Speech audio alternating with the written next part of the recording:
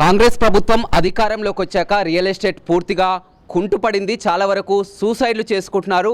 ఎలాగైనా ఎమ్మెల్యేలని కొనుగోలు చేసి ప్రభుత్వాన్ని పడగొట్టాలని కూడా బీఆర్ఎస్ ఎమ్మెల్యేలు వ్యాఖ్యలు చేయడం జరిగింది. ఇదే వ్యాఖ్యలపై మాట్లాడడానికి నకరికల్ ఎమ్మెల్యే వేముల వీరేశం ఉన్నారు. చెప్పండి, మొత్తం కూడా కాంగ్రెస్ అధికారంలో వచ్చాక రియల్ ఎస్టేట్ పడిపోయింది. బిల్డర్లంతా కలిసి చందాలు వేసుకొనైనా కానీ ఎమ్మెల్యేని కొని ప్రభుత్వాన్ని పడగొట్టాలని నిన్న ఎమ్మెల్యే వ్యాఖ్యలు చేసినటువంటి పరిస్థితి ఏంటి? నిజంగా కూడా రియల్ ఎస్టేట్ కుదేలైందా? ప్రభుత్వాన్ని పడగొట్టాలనుకుంటున్నారా వాళ్ళు? ఏమంటారు? అంటే ప్రతి 10 సంవత్సరాలకు 15 సంవత్సరాలకు ఒకసారి ప్రపంచవ్యాప్తంగా దేశవ్యాప్తంగా రియల్ ఎస్టేట్ అనేటువంటి అప్ అండ్ డౌన్స్ వస్తుంటాయి. అంటే దేశంలో ప్రపంచంలో వచ్చేటువంటి మార్పుల్లో భాగంగా అప్ అండ్ డౌన్స్ వస్తుంటాయి. తెలంగాణలో కొద్దిగా ఆ అప్ అండ్ డౌన్స్ పర్సంటేజ్ ఎక్కువ కనిపించింది. ఎక్కువ కనిపించడానికి కారణం గడిచిన 10 సంవత్సరాల్లో బీఆర్ఎస్ చేసినటువంటి తప్పులు, బీఆర్ఎస్ చేసినటువంటి మిస్టేక్సే ఎక్కువ కనిపించడానికి కారణం.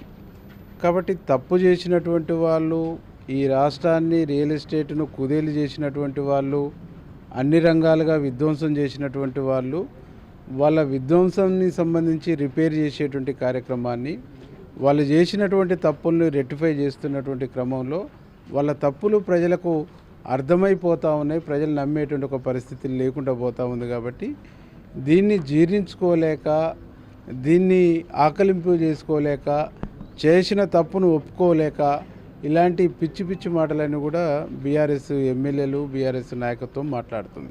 అంటే ఇక్కడ ముఖ్యంగా గడిచిన 10 సంవత్సరాల్లో కేటీఆర్ ఐటీ శాఖ మంత్రిగా, జిహెచ్ఎంసీ మున్సిపల్ అడ్మినిస్ట్రేషన్ శాఖ మంత్రిగా ఉన్నప్పుడు హైదరాబాదులో దాదాపుగా 60 అంతస్తులు, 50 అంతస్తులు, 40 అంతస్తుల హైరేంజ్ టవర్స్కు పర్మిషన్ ఇచ్చినటువంటి సంగతి ప్రపంచానికి అందరికీ తెలుసు. అంటే ఒక ఊరును మొత్తం కూడా ఒకే టవర్లలో, 2 టవర్లలో ఫిక్సప్ చేసిండు. అంటే అవసరానికి మించి కన్స్ట్రక్షన్కు విచ్చలవిడిగా పర్మిషన్లు ఇచ్చారు.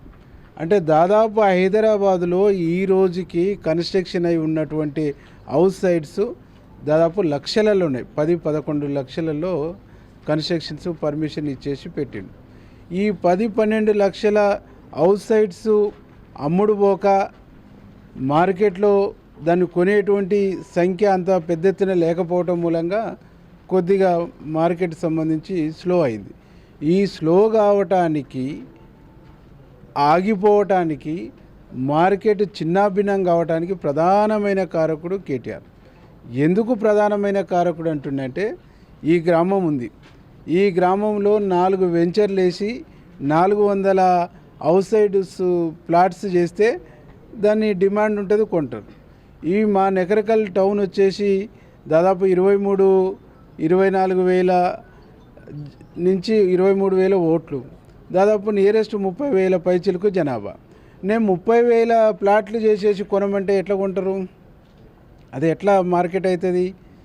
తను ఏం చేసిండంటే, ఎక్కడ పర్మిషన్లు ఇచ్చినా, ఎక్కడ వెంచర్కి పర్మిషన్ ఇచ్చినా, డెవలప్మెంట్ పర్మిషన్ ఇచ్చేసినా, కన్స్ట్రక్షన్ సంబంధించినటువంటి టవర్స్, అపార్ట్మెంట్స్కి పర్మిషన్ ఇచ్చినా, దాంట్లో మున్సిపల్ అడ్మినిస్ట్రేషన్ శాఖకు యాజ్ పర్ నామ్స్ ప్రకారంగా రావాల్సినటువంటి దాన్ని రిజిస్ట్రేషన్ చేసుకుంటూ విచ్చలవిడిగా పర్మిషన్లు ఇచ్చుకున్నటువంటి పరిస్థితి.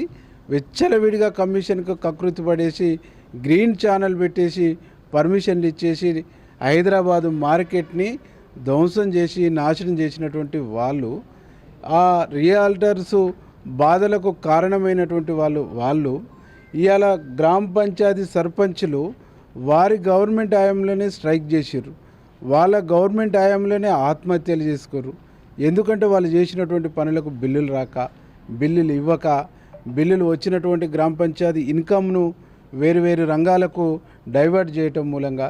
అంటే 1 కాదు 2 కాదు, అన్ని రంగాల్ని, అన్ని వ్యవస్థల్ని, అన్ని సిస్టాలని పూర్తిగా ధ్వంసం చేసేసి ఈ రాష్ట్రాన్ని నాశనం చేసినటువంటి వాళ్ళు చేసిన విధ్వంసాన్ని, వాళ్ళు చేసిన నష్టాన్ని రిపేర్ చేస్తూ, పూడుస్తూ ఈ రాష్ట్రాన్ని అభివృద్ధి పదంలో నడిపిస్తున్నటువంటి గౌరవ ముఖ్యమంత్రి రేవంత్ రెడ్డి గారి పనితీరుని తట్టుకోలేక, ఓర్వలేక, ఈర్ష్యతోని ఇవాళ రియాల్టర్సు డబ్బులు ఇస్తానంటారు, ఈ ప్రభుత్వాన్ని కూల్చమంటారు అని చెప్పేసి దుబ్బాక ఎమ్మెల్యే మాట్లాడటం అంటేనే ఈ రాజ్యాంగబద్ధంగా కాబడినటువంటి ప్రభుత్వాన్ని, ప్రజలు ఎన్నుకున్నటువంటి ప్రభుత్వాన్ని కూల్చేటువంటి ఒక రాజ్యద్రోహానికి పాల్పడుతుండు, రాజ్యాంగ వ్యతిరేకమైనటువంటి శక్తిగా మారుతుండు.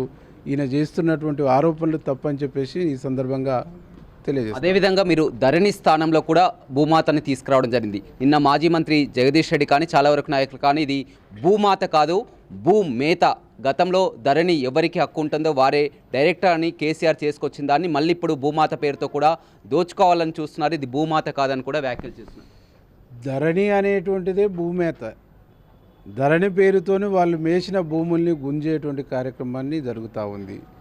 ఆ భూములు గుంజుతున్నాం అనేటువంటి ఒక భయంతోనే ఈ ప్రభుత్వాన్ని కూల్చాలనేటువంటి ఒక పదాలు కూడా వాళ్ళు వాడుతారు. అవన్నీ కూడా ఫామ్ హౌస్ నుంచి లేదు కేటీఆర్ ఇంటి నుంచి వచ్చినటువంటి పదాలు తప్ప ఎమ్మెల్యేలకు సంబంధించినటువంటి ఓన్గా వచ్చినటువంటి ఆలోచన కాదు.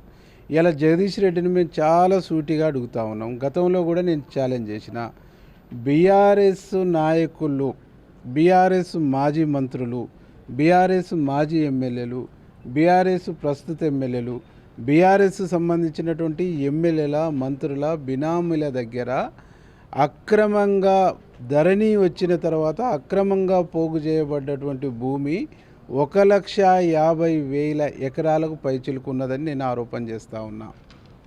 బహిరంగ చర్చకు వస్తే జగదీష్ రెడ్డిని రమ్మని నేను గతంలో కూడా రిక్వెస్ట్ చేసినాం. కాబట్టి భూమేతగాళ్ళు మీరు, భూ బకాసురులు మీరు, భూమిని చెరబట్టినటువంటి వాళ్ళను ఎవరిని కూడా ప్రజలు వదిలిపెట్టలేదు.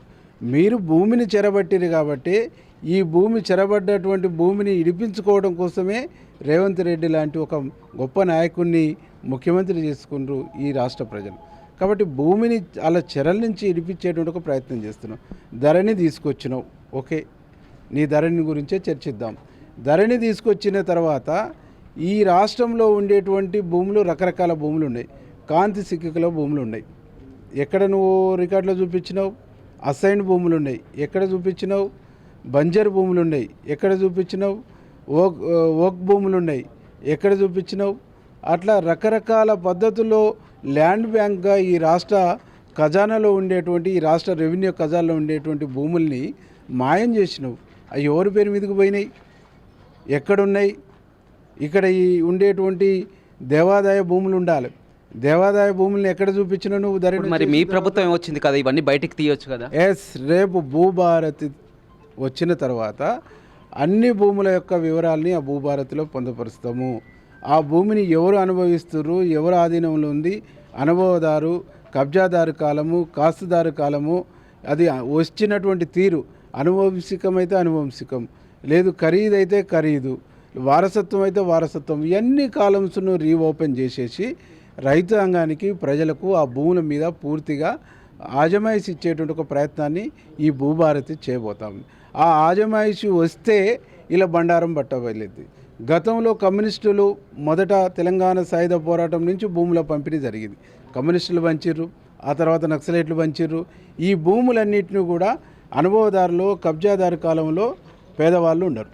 వాళ్ళందరినీ ఎగరగొట్టిన తర్వాత తిరిగి ఈ భూములన్నీ కూడా భూస్వాముల చేతుల్లోకి పోయినాయి. ఉదాహరణకు కేటీ రామారావు గారు ప్రాతినిధ్యం వహిస్తున్నటువంటి కరీంనగర్ జిల్లాలో గర్జనపల్లిలో, ఆ తర్వాత ఇల్లంతకుంటలో, ఇట్లా అనేక గ్రామాలలో 100 ఎకరాల భూముల్ని తిరిగి వాళ్ళ స్వాధీనంలోకి వెళ్ళిపోయినటువంటి పరిస్థితి.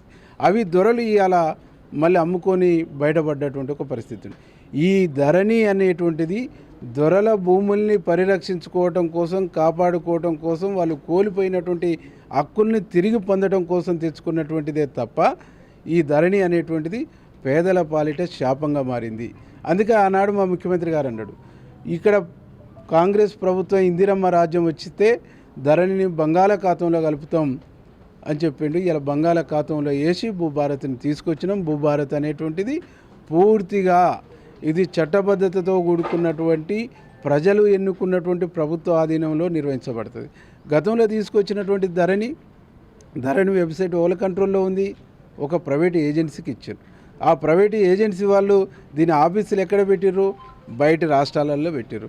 బయట రాష్ట్రాలలో ఉన్నటువంటి ఈ ఆఫీసులు వాళ్ళు ఎవరిని డిలీట్ చేయాలన్నా, ఉదాహరణకు లింగాల వెంకన్న భూమి మీద అప్పుడున్నటువంటి బీఆర్ఎస్ నాయకుని యొక్క దృష్టి పడ్డదనుకో, ఆటోమేటిక్గా లింగాల వెంకన్న భూమి బ్లాక్ లిస్ట్లోకి వెళ్ళిపోద్ది. బ్లాక్ లిస్టులోకి పోయింది నా భూమి అని నేను లబోదిబోమని అంటే ఇది రాదు, ఇది రకరకాల కారణాలు చెప్పి అడ్డికి పావుస్తారుగా భూములు గుంజుకున్నటువంటి దాఖలాలు ఉన్నాయి. అట్లా వందల ఉదాహరణలు ఉన్నాయి. వందల మంది దగ్గర లక్షలాది ఎకరాల భూముల్ని కొల్లగొట్టిర్రు. దాదాపు నేను ఇంతకుముందు చెప్పినట్టుగానే దేవాదాయ భూములు ఎక్కడ పోయినాయి, అసెండ్ భూములు ఎక్కడ పోయినాయి, బంజరు భూములు ఎక్కడ పోయినాయి, పొరంబుక్కు భూములు ఎక్కడ పోయినాయి, సీలింగ్ భూములు ఎక్కడ పోయినాయి, చెరువు శిఖం భూములు ఎక్కడ పోయినాయి, కాంతి సిక్కుల భూములు ఎక్కడ పోయినాయి, ఇట్లా వక్ భూములు ఎక్కడ పోయినాయి. ఈ భూములన్నింటినీ కూడా మేసింది మేతకాళ్ళు, మోతకాళ్ళు బీఆర్ఎస్ నాయకులు మాత్రమే. అందుకే జగదీష్ రెడ్డి గారు ఆ మేతలో ఎంత మేరకు ఉన్నాడు అనేటువంటిది త్వరలో బయటపెడతాం. అదేవిధంగా త్వరలో ఏప్రిల్ 27న వారు సిల్వర్ జూబ్లీ వేడుకలు మొత్తం 20 సంవత్సరాలు పార్టీ పూర్తి చేసుకున్నాయి. మొత్తం కాంగ్రెస్ పార్టీ అధికారంలో వచ్చాక పూర్తిగా విస్మరించింది హామీలన్నీ కూడా మొత్తం నిరసన వ్యక్తం చేయడానికి కూడా లక్షలాదిగా కూడా తరలి వస్తున్నారని కూడా చెప్పారు.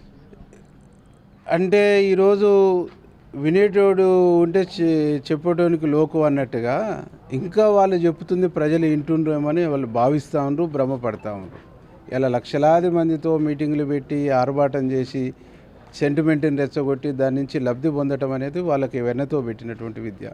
ఈరోజు మేము వాళ్ళని సూటిగా అడుగుతున్నాము, నువ్వు 10 సంవత్సరాలుగా పరిపాలించినావు. 2014 మేనిఫెస్టో, 2018 మేనిఫెస్టో ఏం అమలు చేసినావు? నువ్వు ఇందిరమ్మ ఇండ్లు ఇచ్చినవా? ఇంటికొక ఉద్యోగం ఇచ్చినవా? ఆ తర్వాత నిరుద్యోగ వృత్తి ఇచ్చినవా? రైతు బంధు ఇచ్చిండు, కళ్యాణ లక్ష్మి ఇచ్చిండు, ఆఫ్ చేసిండు. 3 ఎకరాల భూమి ఇచ్చినవా? ఏడాదికి సరిపోని పెట్టుబడి ఇచ్చి వ్యవసాయం చేపించి ఇచ్చేసినవా? అరెకరం ఉంటే ఎకరం కొని 2.5 ఎకరాలు కలిపి కొనిస్తున్నావు. చిన్న చిన్న కమతాలను ఏకీకరణ చేసేసి అందరినీ కలిపేసి ఒక సమిష్టి వ్యవసాయ క్షేత్రాలు నిర్మించినవా? కాబట్టి అబద్ధాలు ఆడడం దళితుడు ముఖ్యమంత్రి అన్నాడు, మహిళా మంత్రి లేకుండా 5 సంవత్సరాలు నిర్వహించిండు. ఇట్లా చెప్పుకుంటూ పోతే అందరినీ విస్మరించి, అందరినీ మోసం చేసి, అందరినీ దగా చేసి దాదాపు తెలంగాణ ఉద్యమంలో అసులు బాసిన అమరుల కాంచి మొదలుకుంటే తెలంగాణ ఉద్యమంలో పాల్గొన్న ఏ ఉద్యమకారుని నీతో ఉంచుకున్నావా? ఏ ఉద్యమకారుడని నీతో ఉన్నాడా? అందరూ ఉద్యమకారుల్ని ఆదరించింది, హక్కున చేర్చుకుంది కాంగ్రెస్ పార్టీ. కాబట్టి ఈ రోజుకి మేము ప్రజలకు విజ్ఞప్తి చేస్తున్నాము, గత ప్రభుత్వ హయాంలో నడిచినటువంటి కళ్యాణ లక్ష్మి, పెన్షన్ సిస్టము ఇవన్నీ యథావిధిగా కంటిన్యూ చేస్తున్నాం. ఏ ఒక్కటి కూడా మేము తీసేయలేదు. ఒకటి గొర్రెల స్కీమ్ అనేటువంటిది అది స్కామ్గా మారింది కాబట్టి దాన్ని ఒక్కదాన్ని మేము ఆపేసినాం. చేపలు ఇచ్చినాం, కళ్యాణ లక్ష్మి యథావిధిగా ఇస్తున్నాం ఆర్థిక ఇబ్బందులు ఉన్నప్పటికీ. ఆ తర్వాత నీకు పెన్షన్లు యథావిధిగా ఇస్తున్నాం. ఇవన్నిటితో పాటుగా ఈరోజు మేము 200 యూనిట్ల కరెంట్ ఇచ్చినాం, 500 గ్యాస్ సిలిండర్ ఇచ్చినాం, ఉచితంగా బస్సు ఇచ్చినాం, 57,000 ఉద్యోగాలు ఇచ్చేసినాం. తర్వాత ఇందిరమ్మ ఇండ్లు ఇస్తున్నాం, సన్నబియ్యం పథకాలు పెట్టేసినాం. ఇట్లా అనేక పద్ధతుల్లో మేము 20,000 కోట్ల పైసలకు రుణాలు మాఫీ చేసినాం. అంటే ఇంత అద్భుతమైనటువంటి స్కీములు బీసీ కులగణన చేసినాం, ఎస్సీ కేటగరైజేషన్ చేసినాం. అంటే హిస్టారికల్ అంశాలని ఈరోజు ప్రజల ముందుకు సక్సెస్ఫుల్గా విజయవంతంగా తీసుకొచ్చినటువంటి గవర్నమెంటు భారతదేశంలోనే ముఖ్యమంత్రి రేవంత్ రెడ్డి గారు ప్రభుత్వం అని చాలా స్పష్టంగా చెప్తున్నా. ఈరోజు సన్నబియ్యం స్కీమ్ ఉంది. గతంలో ఏం చేసిర్రు? గతంలో పేపర్లు కూడా వచ్చినాయి కదా. ఈ జిల్లాలో సూర్యాపేట కేంద్రంగా అధికార పార్టీకి సంబంధించినటువంటి ఎమ్మెల్యేలు, అధికార పార్టీకి సంబంధించినటువంటి నాయకులే ఈ బియ్యం దందా చేసిరు అనేటువంటిది మిల్లులతో సహా కూడా పేపర్లో వచ్చినటువంటి ఆర్టికల్స్, స్టోరీస్ వచ్చినటువంటి పరిస్థితి ఉంది. ఆ దందాలు బంద్ పెట్టేసి ఆ ఇచ్చేటువంటి బియ్యము ఇప్పుడు 1 కేజీ బియ్యానికి ప్రభుత్వము 40 రూపాయలు ఖర్చు పెడుతుంది. ఆ 40 రూపాయలు చూసుకుంటే 10,665 కోట్ల రూపాయలు ఖర్చు అవుతుంది. దీనికి ఎక్సెస్గా ఇంకొక 2,000 కోట్ల పైచీలకు ఖర్చు పెట్టేసి ఈరోజు అందరికి కూడా సన్నబియ్యం ఇస్తున్నాయి. సన్నబియ్యం ఇస్తున్నాయి కాబట్టి వాళ్ళ దందా బంద్ అవుతుంది. అంటే బీఆర్ఎస్ దందాలని, బీఆర్ఎస్ లీడర్ల దందాలన్నీ కూడా బంద్ అవుతున్నాయి, దుకాణం బంద్ అవుతుంది. కాబట్టి మా ప్రభుత్వం పైన, మా స్కీముల పైన, మా ప్రభుత్వం చేస్తున్నటువంటి సంక్షేమ పథకాలపైన అబద్ధాలు, అసత్యాలు, ఒక్క అబద్ధాన్ని 100 సార్లు పదే చెప్తే దాన్ని ప్రజలు నమ్మకపోతారా అని చెప్పేసి చెప్పుకుంటూ వస్తారు. కాబట్టి వాళ్ళని నమ్మే పరిస్థితి లేదు. వాళ్ళ సిల్వర్ జూబిలీ చేసుకున్నా, వాళ్ళది రిటైర్మెంట్ ఫంక్షన్ చేసుకుని మాకు అభ్యంతరం లేదు. చివరగా చెప్పండి, నిన్న సిఎల్పి భేటీలో హాట్గా చర్చ జరిగినట్టుంది. ఎమ్మెల్యేల పనితీరు పర్ఫార్మెన్స్ కొంతమందిది కూడా బాలేదు, అంతా కూడా గ్రామాన కూడా తిరగమని కూడా రేవంత్ రెడ్డి చెప్పినటువంటి పరిస్థితి. ఎమ్మెల్యేల పనితీరు బాగలేదనేటువంటిది ఎక్కడ చర్చ లేదు. ఏ రాజకీయ పార్టీ అయినా, అధికార పక్షమైనా ప్రతిపక్షమైనా వాళ్ళ శాసనసభ పక్షం మీటింగ్ అయ్యి, ప్రతిపక్షం వాళ్ళైతే ప్రభుత్వానికి సంబంధించినటువంటి స్కీముల మీద ఎట్లాంటి ఉద్యమాలు చేయాలనేటువంటి చర్చ చేసుకుంటారు. అధికార పక్ష శాసనసభ పక్షం ఏం చేస్తుంది, మనం ప్రజలకు ఇచ్చినటువంటి హామీలు అవి అమలవుతున్నటువంటి తీరు, బడ్జెట్లో సంక్షేమ రంగానికి మనం కేటాయించినటువంటి నిధులు, ఆ నిధులు అమల్లో, ఆ నిధులు ఇంప్లిమెంటేషన్లో విస్తృతంగా ప్రజలకు ఎట్లా పోవాలి, పార్టీ యొక్క సిస్టాన్ని ఎట్లా డెవలప్ చేసుకోవాలి, ఇటు ప్రభుత్వం పార్టీని ఎట్లా కోఆర్డినేషన్ చేసుకొని ముందుకు పోవాలనేటువంటి ఒక చర్చ మా సిఎల్పిలో జరిగింది. దాన్ని బయట రకరకాలుగా ఇది చేస్తుంది. ఆ చర్చలో భాగంగానే సన్నబియ్యం అనేటువంటిది ఒక అద్భుతమైనటువంటి స్కీము. దేశంలోనే ఇది ఒక best of the best scheme అనేటువంటి ఒక చర్చ జరిగింది. ఈరోజు ఇందిరమ్మ ఇళ్లకు సంబంధించినటువంటి కూడా the best of the best scheme అనేటువంటి చర్చ జరిగింది. తెలంగాణ ఉద్యమం కోసం దశాబ్దాల తరబడి ఎట్లయితే కొట్లాడినరో, ఎస్సీ వర్గీకరణ కోసం కూడా దశాబ్దాల పైచిలకు కొట్లాడినరు. అనేక మంది మాటలు చెప్పటం, హామీలు ఇవ్వటము, అసెంబ్లీలలో తీర్మానం చేసి పంపించేతోని చేతులు దులుపుకోరు తప్ప దీన్ని పరిష్కరించినటువంటి నాదులు లేడు. ఈరోజు పరిష్కరించింది, పరిష్కార మార్గాన్ని చూపించింది, ఆ వర్గాలకు ఒక మంచి ఉపశమనాన్ని ఇచ్చేసి వాళ్ళకు ఒక ఉద్యోగ ఉపాధి అవకాశాల్లో వాళ్ళకు అవకాశాలు కల్పించింది కాంగ్రెస్ పార్టీనే. మొదటి నుంచి 1975లో పంజాబ్ నుంచి మొదలుకొని మొదటి నుంచి ఎస్సీ కేటగరైజేషన్ మీద కట్టుబడి ఉన్నటువంటి పార్టీ కాంగ్రెస్ పార్టీ, విశ్వసనీయత ఉన్నటువంటి పార్టీ కాంగ్రెస్ పార్టీ. ఆ విశ్వసనీయతను ఈరోజు కాంగ్రెస్ పార్టీ ప్రూవ్ చేసుకుందని చెప్పేసి అక్కడ చర్చ జరిగింది. ఇందిరమ్మ ఇండ్లు, కేటగరైజేషను, అట్లాగే బీసీ కులగణన, ఈ అంశాల మీదనే సీరియస్గా చర్చ జరిగి ఈ అంశాల యొక్క ప్రాధాన్యత, ప్రజలకు దీనితో జరిగేటువంటి మేలు ఉపయోగం ఏదైతుందో దీన్ని విస్తృతంగా ప్రజలకు తీసుకురాపోవాలనేటువంటి చర్చ జరిగింది తప్ప ఏ ఎమ్మెల్యే పనిచేస్తలేడనో, ఏ ఎమ్మెల్యే మీద నెగిటివ్ ఉందనేటువంటి చర్చ అనేటువంటి నథింగ్. రైట్. చూడొచ్చు, మొత్తం మీద కొంతమంది ప్రభుత్వాన్ని పడగొట్టాలని దుర్మార్గంగా చేసినటువంటి వ్యాఖ్యలు, రియల్ ఎస్టేటు కుదేలైనటువంటి వ్యాఖ్యలు, రియల్ ఎస్టేట్ ఈ విధంగా కుదేలు అవ్వేదని చెప్పడానికి కూడా గత 10 ఏళ్ల ఆ కేసీఆర్ పాపమే అని కూడా చెప్పడం జరిగింది. అదేవిధంగా మొత్తం కూడా సిఎల్పిలో జరిగినటువంటి తీరును కానీ వివిధ అంశాలు, అదేవిధంగా భూమాత ఎందుకు తీసుకొచ్చారు, ధరణి స్థానంలో భూమాతను పెట్టడానికి కారణం ఏంటి, గతంలో ధరణితో వేలాది ఎకరాలు కూడా ఆ ప్రభుత్వం దోచుకుంది, 150,000 ఎకరాలు కూడా అన్యాక్రాంతమైంది, ఆ రుజువు చేస్తానని కూడా నకరికల్ ఎమ్మెల్యే వేముల వీరేశం చెప్తున్నారు. వీడియో రవితో రమేష్, బిగ్ టీవీ, నకరికల్.